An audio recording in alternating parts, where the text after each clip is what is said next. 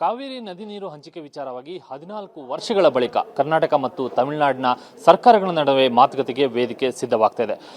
August 3ರಂದು ಮಧ್ಯಾಹ್ನ 12 ಗಂಟೆಗೆ ಬೆಂಗಳೂರಿನ ವಿಧಾನಸೌಧದಲ್ಲಿರುವಂತಹ ಸಮ್ಮೇಳನ ಸಭಾಂಗಣದಲ್ಲಿ ತಮಿಳುನಾಡು ಮುಖ್ಯಮಂತ್ರಿ ಜೋಸೆಫ್ ವಿಜಯ್ ಅವರ ಜೊತೆ ಕರ್ನಾಟಕದ ಮುಖ್ಯಮಂತ್ರಿ ಡಿ.ಕೆ. ಶಿವಕುಮಾರ್ ಮಾತುಕತೆಯನ್ನು ಮಾಡುವಂತ ನಿಟ್ಟಿನಲ್ಲಿ ಎಲ್ಲ ಸಿದ್ಧತೆಗಳು ನಡೀತಾ ಇದೆ. ಹೀಗಾಗಿ ವಿಧಾನಸೌಧ ಸಮ್ಮೇಳನ ಸಭಾಂಗಣದಲ್ಲಿ ಮಾತುಕತೆಗೆ ಅಥವಾ ಸಭೆಗೆ ಬೇಕಾಗಿರುವಂತಹ ಸಿದ್ಧತೆಗಳನ್ನು ಅಧಿಕಾರಿಗಳು ಮುಂದುವರಿಸಿದ್ದಾರೆ.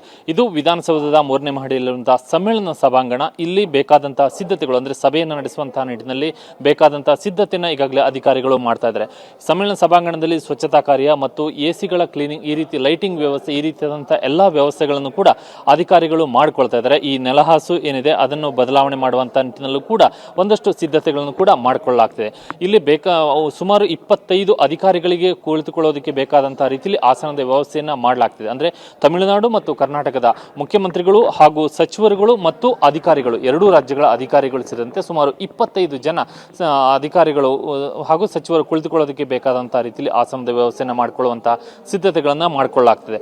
ಇಲ್ಲಿ ಈ ಭಾಗದಲ್ಲಿ ಸಭೆ ನಡೆಯುತ್ತೆ. ಇಲ್ಲಿ ತಮಿಳುನಾಡು ಮತ್ತು ಕರ್ನಾಟಕದ ಮುಖ್ಯಮಂತ್ರಿಗಳು ಕುಳಿತು ಸಭೆಯನ್ನ ಮಾಡ್ತಾರೆ ಎನ್ನುವಂತ ಒಂದು ಮಾಹಿತಿ ಸಿಗ್ತದೆ. ಇನ್ನು ಈ ಭಾಗದಲ್ಲಿ ಈ ಸಭೆ ಇಲ್ಲಿ ಮುಖ್ಯಮಂತ್ರಿಗಳು ಕುಳಿತುಕೊಳ್ಳುವಂತಾದರೆ ಈ ಹಿಂಭಾಗದಲ್ಲಿ ಕರ್ನಾಟಕ ಮತ್ತು ತಮಿಳುನಾಡು ಎರಡೂ ರಾಜ್ಯಗಳ ಬಾವುಟಗಳು ಮತ್ತು ಎರಡೂ ರಾಜ್ಯಗಳ ಲಾಂಛನಗಳನ್ನು ಕೂಡ ಅಳವಡಿಸುವಂತಹ ನಿಟ್ಟಿನಲ್ಲೂ ಕೂಡ ಸಿದ್ಧತೆಯನ್ನು ಮಾಡಿಕೊಳ್ಳೋದಕ್ಕೆ ಸೂಚನೆಯನ್ನು ಕೊಡಲಾಗಿದೆ.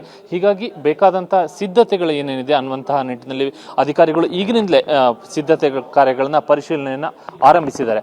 ಯಾಕೆಂದ್ರೆ ಆಗಸ್ಟ್ 3ರಂದು ಮಧ್ಯಾಹ್ನ 12 ಗಂಟೆಗೆ ಸಭೆ ನಿಗದಿಯಾಗಿದೆ. ಇದರ ಮಧ್ಯೆ ಈಗ ತಮಿಳುನಾಡಿಗೆ ನೀರನ್ನು ಬಿಡಬೇಕನ್ನುವಂತಹ ಸೂಚನೆಯನ್ನು ಕೂಡ ಕೊಟ್ಟಿರುವಂತಹ ಕಾರಣಕ್ಕಾಗಿ ಸಭೆ ನಡೆಯುತ್ತೋ ಇಲ್ಲವೋ ಅನ್ನುವಂಥದ್ದು ಬೇರೆ ವಿಚಾರ. ಆದರೆ ಈಗಾಗಲೇ ಸಭೆ ಮಾತುಕತೆ ನಿಗದಿಯಾಗಿರುವಂತಹ ಕಾರಣಕ್ಕಾಗಿ ಬೇಕಾದಂತಹ ಅಗತ್ಯ ಸಿದ್ಧತೆಗಳನ್ನ ರಾಜ್ಯದ ಅಧಿಕಾರಿಗಳು ಮಾಡಿಕೊಳ್ತಿದ್ದಾರೆ. ಹೀಗಾಗಿ ಸಮ್ಮೇಳನ ಸಭಾಂಗಣದಲ್ಲಿ ಬೇಕಾದಂತಹ ಸಿದ್ಧತಾ ಕಾರ್ಯ ಇನ್ನೂ ಮುಂದುವರೆದಿದೆ. ಕ್ಯಾಮರಾಮನ್ ಪ್ರಾಣೇಶ್ ಜೊತೆ ಕಿರಣ್ ಹನೇಡ್ಕ, TV9 ಬೆಂಗಳೂರು.